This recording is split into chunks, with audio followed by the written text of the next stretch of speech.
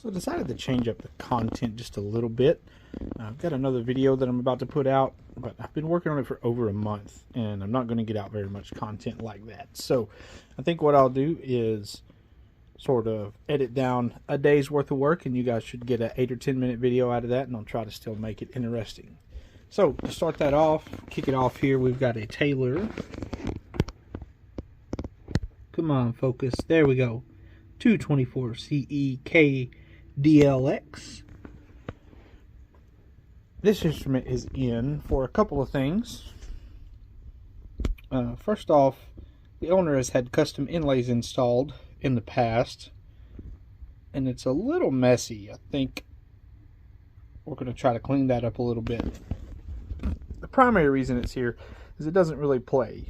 So let me example that for you. Alright, so yeah, we got this going on.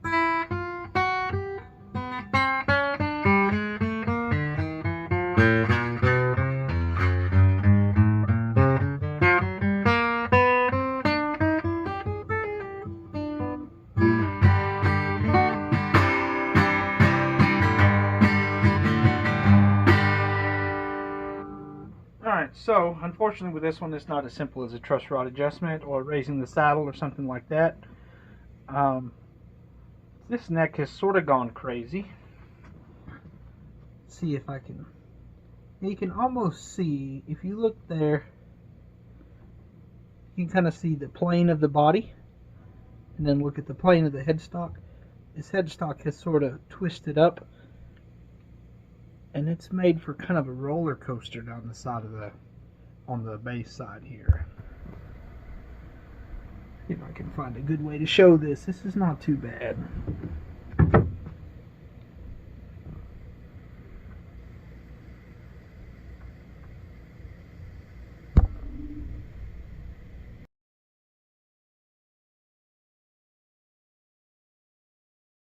There's not a great way to show you this on the camera, but here on the treble side, got a 2/1000 feeler gauge, and I can barely fit this under my straight edge. It will sort of go, especially on the frets with inlays, because I think they were kind of over sanded a little bit. But anyway, this is extremely straight on the treble side. I'll come over to the bass side, and I've got, I don't know, plenty of extra there. Plenty of extra there. A big hump right in this area. There's just a lot of issues with this thing. This side is almost perfectly straight. This side over here has got a wave going through it. If you look down at it, it's kind of a hump, a dip, a hump, a dip. The fix for this is going to be yanking the frets, leveling the fingerboard, refretting the neck. Because we've got these custom inlays, that may be something that we run into. My goal is, before I go back to my regular job later this week, I am going to see if I need to order any of these inlays to replace them once I get the fingerboard level. So, this being a Taylor guitar, I should be able to unbolt this neck. I got kind of unlucky with the last Taylor that I had to go really far into. It was an older Taylor and the fingerboard extension was glued. I don't think that's the case in this one because I've got the bolt for the fingerboard extension there, and there should be another bolt or two up underneath that Taylor sticker. So I'm going to get at it and see if I can get this neck off this body real quick. Bolt holding the extension on, fit a 3/8 Allen head, and inside the guitar I have a 7/16 nut driver attached to a lag bolt, and it looks like lag bolt will come out pretty easily. And once it's out, I should just be able to remove this neck from the body. So the neck should pop out here now. Yep, very easily.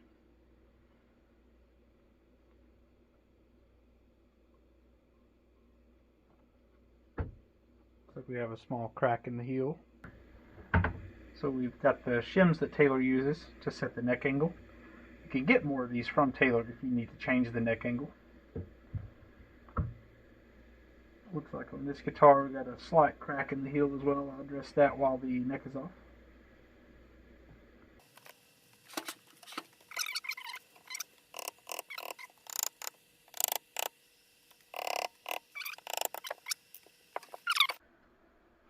Taylor's used a 1/4 inch nut on the truss rod.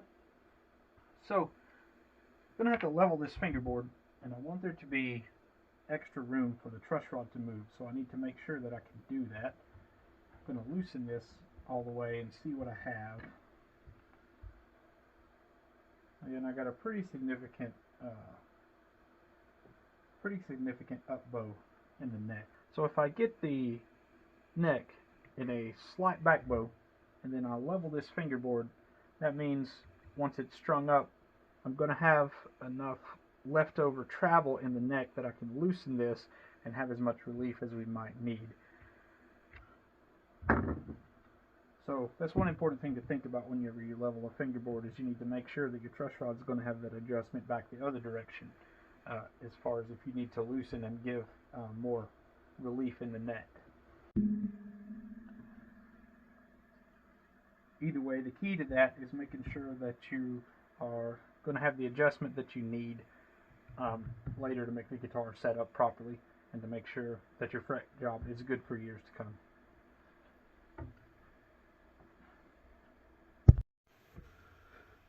Alright, so I've got a clamp that's just clamped to the neck keel. The purpose of this clamp is only to keep the neck from falling over. It's just to hold it upright so I can work on it, and so you guys can see it through the camera here. So I already know that ebony is just like, I like it as a fingerboard wood. It's one of the worst woods to have on a refret.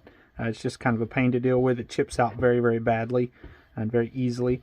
So I'm just kind of taking some water and I'm going to soak it in this ebony for just a minute. And as I heat the frets up, that water is going to steam off, and it's just going to hopefully make this extraction much, much cleaner. The solder really helps the heat penetrate, and the fret comes out much easier.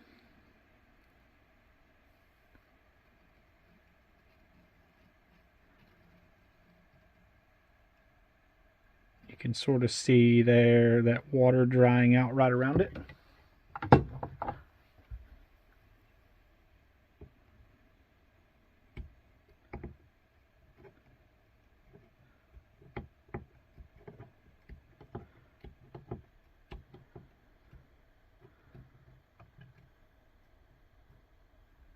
Alright, that's relatively clean. That'll clean up very, very nicely. I think I'll just proceed like that down through the rest of these frets.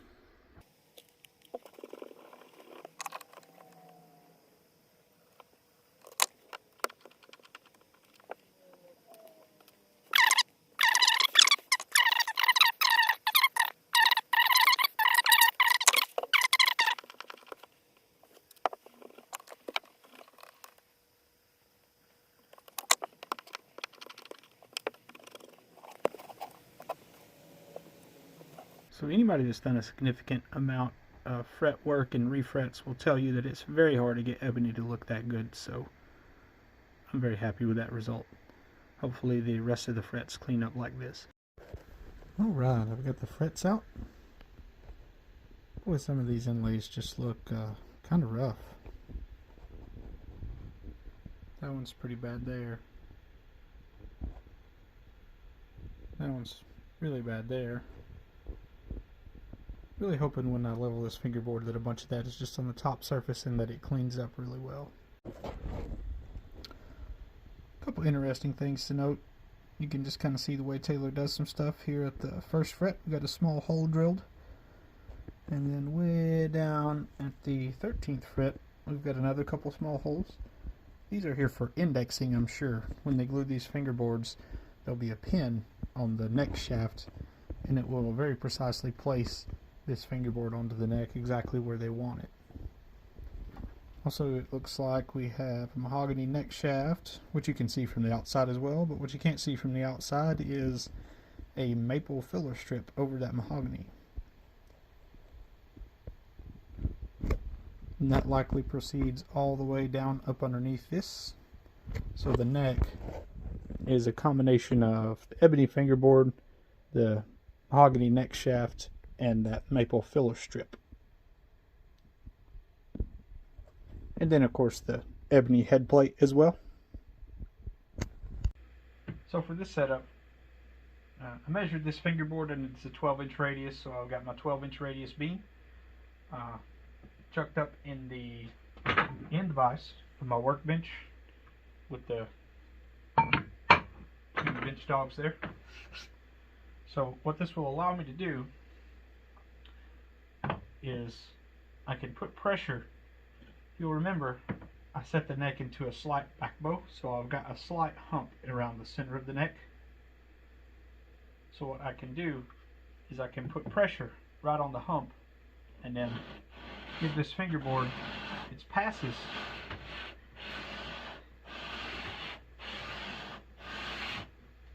and I will be able to very precisely take away material where I want to take away material and not everywhere else. So that's what I'm going to do, and you can see already that's going to hit the inlays. But you knew it was going to hit the inlays. The question is going to be, how much of this inlay do we have left?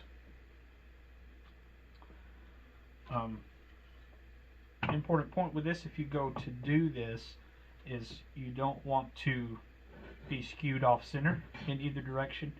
You want to try to, the center line of your radius block, you want to be in line as much as possible with the center line of the neck, and that's going to give you a good consistent radius as you do this. This thing is all kinds of messed up. Even from those first couple passes, I can see material being taken from all different areas of the neck. It's going to take a second to get this one level. It's really in a bad way. I'm not sure why. It can be sort of hard to spot on the camera, but just from those passes, I'm taking material around here. Around this entire edge, I'm taking material, except for the very top. And I've taken a bit of material here.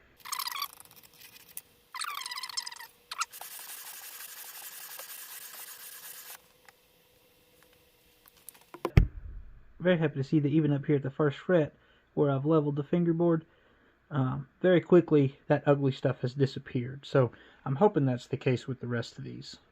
Just interesting as well here, you can see where whoever did these inlays sanded right around where the inlay itself is. And you can see that big low spot. And then you can see all this that's been hit there is from, all this that's been hit on this upper side is from that hump that was causing all those buzzes. And you can see we still haven't hit the very far end because I'm taking the material out of the middle.